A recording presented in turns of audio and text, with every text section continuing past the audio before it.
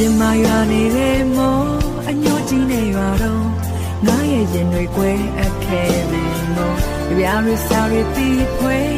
ရေးစဲရင်နေပဲငါရဲ့အသေးတွေစုပ်ပြန်မြဲရေဝဲရမနာချင်လေးပဲနေရှင်